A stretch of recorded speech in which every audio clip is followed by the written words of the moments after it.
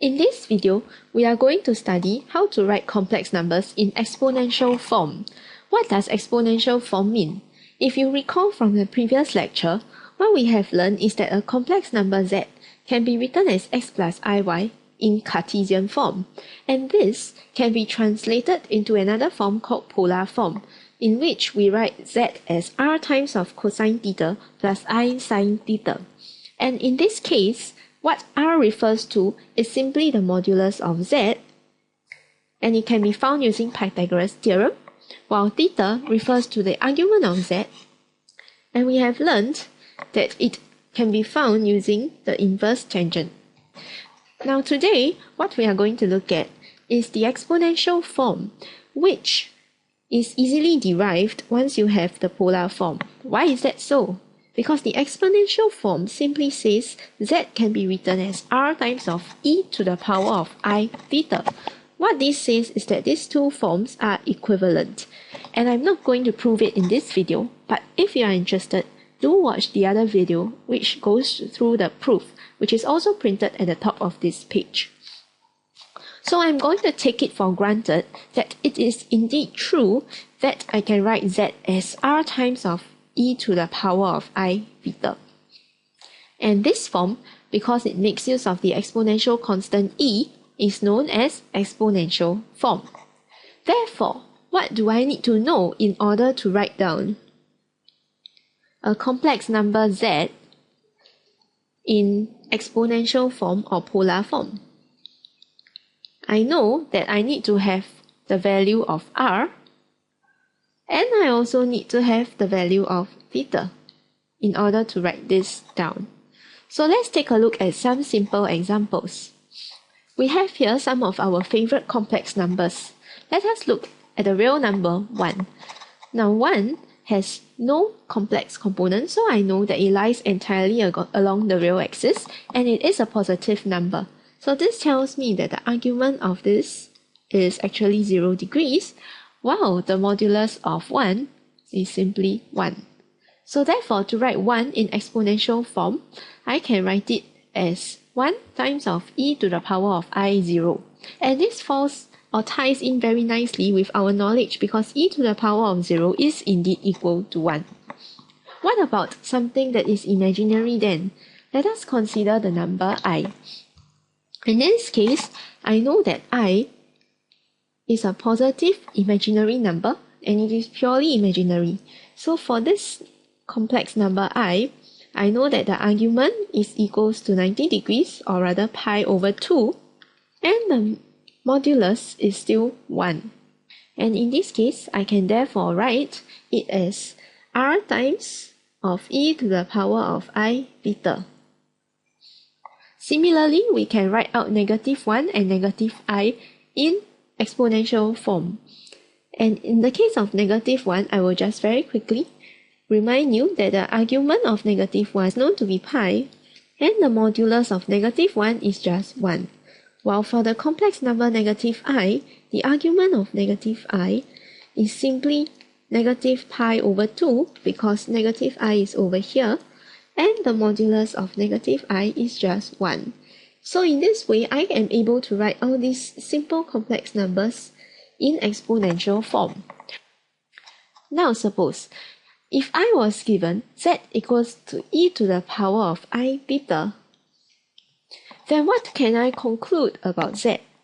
Well, I have to know that this tells me that r is equal to 1. So what I am trying to tell you here is this. The usefulness of having a number given to me in exponential form is that I can immediately read off the modulus and the argument of this complex number.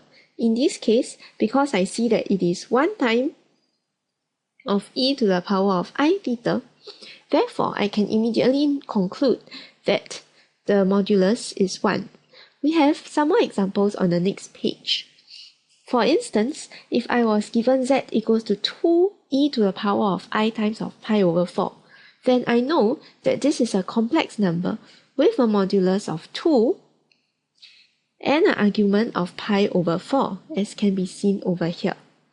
So this is indeed extremely convenient, as I can immediately read off the modulus and argument, and there are cases where I actually do not need to know x and y, but rather I am happy to work with r and theta.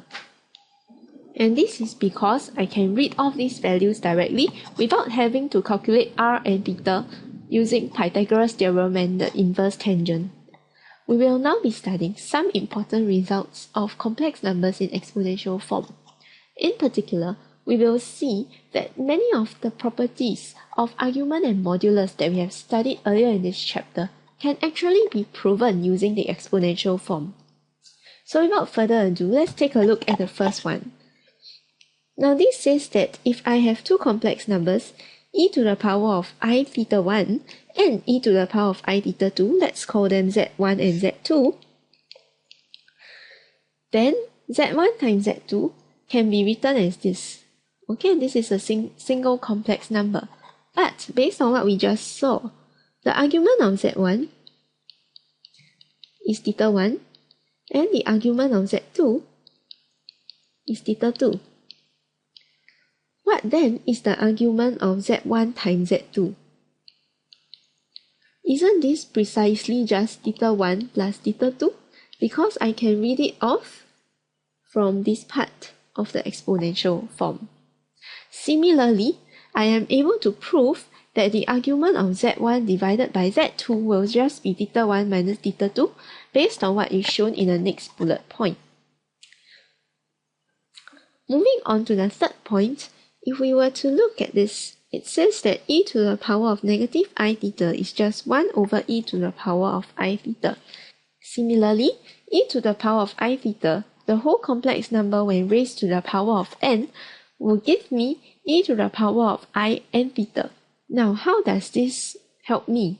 In fact, this tells me that if I were to have a complex number z, and I were to raise it to the power of n, then the argument of this new complex number would be this angle over here, which will just be n times of theta, or rather n times of the argument of z. This is part of a theorem that we will be studying later on in this chapter. Moving on, if I were to have e to the power of a plus ib, then I know that I can split this into the product of two exponential numbers, and this then tells me that r will be e to the power of a. The last two properties, or the last two results, are rather interesting, and I will prove the first case for you and leave the second one as an exercise for you to try. So let's say I have e to the power of I theta plus e to the power of negative I theta. Then I know I can rewrite this in polar form to be cos theta plus I sin theta, and this is added to cos of negative theta plus I sin of negative theta. Right, because this complex number e to the power of I theta can be written in polar form like this, and this complex number e to the power of negative I theta can be written in polar form as this.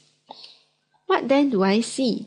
I know from the properties of trigo that cosine theta is equals to cosine of negative theta. So this plus this is simply equals to 2 cos theta plus I sin theta, and I know that sine of negative theta is the same as the negative of sin theta. So these two terms will cancel out, and therefore I am left with 2 cos theta. Similarly, you will be able to prove the second result. We will look at two final results, which says that if I have two complex numbers in general, z1 with an exponential form of r1 e to the power of I theta 1 and z2 with an exponential form of r2 e to the power of I theta 2, then if I were to multiply the two numbers together, I know that I can pull out all the constants, and this will in fact give me the new modulus. While I can handle the indices theta 1 and theta 2 in this way, and this portion here will give me the new argument. Hence, I know that the argument of z1, z2 will be equals to the argument of z1 plus the argument of z2, while the modulus of z1, z2 is simply the modulus of z1 times the modulus of z2. Similarly, you can prove the case for z1 over z2 on your own using exactly the same concepts.